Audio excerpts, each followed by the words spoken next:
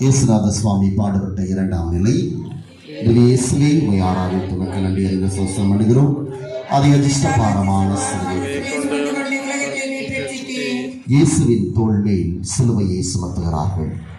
அன்புக்குரியவர்களே, இன்று வாசிக்கப்படுகின்ற இந்த பாடுகள் சிலுவை பாதை அனைத்தும் அன்னை மரியாள் நம்மிடம் பேசுவது போன்று அமைந்திருக்கிறது. எனவே அந்த சிந்தனையோடு இந்த சிலுவை பாதையில் பங்கெடுப்போம்.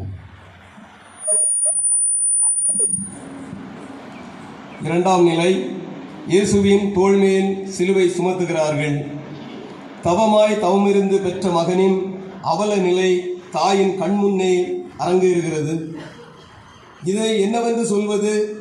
என் மகன் உலக மக்களுக்காக சிலுவையை சுமந்து உயிர் துறக்கப் போகிறான் என மகிழ்வதா?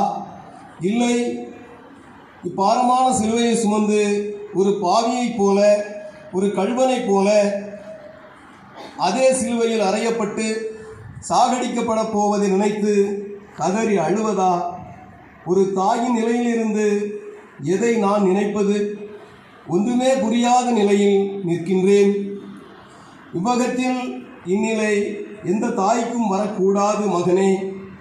இப்படி குற்றவாளி என நீ தீர்ப்பளிக்கப்பட்டு சிலுவையில் அறையப்பட்டு கொல்லப்பட அழைத்து செல்வதை பார்ப்பதற்காகவா நானும் உன் தந்தையும் உன்னை வளர்க்க அரும்பாடுபட்டோம்? பாலூட்டி சீராட்டி வளர்த்தேன் என் மகனை.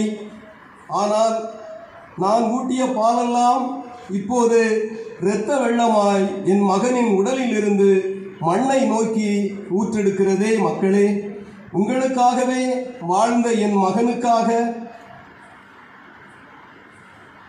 இந்நிலை என் மகனை நோக்கி தாவீதின் மகனுக்கு ஓசன்னா ஓசன்னா என்று போற்றி புகழ்ந்த அதே நாவுகள் இன்று சிலுவையில் அறையும் சிலுவையில் அறையும் என்று கூக்குரல் எழுப்புகின்றனவே. உங்களில் ஒருவர் கூடவா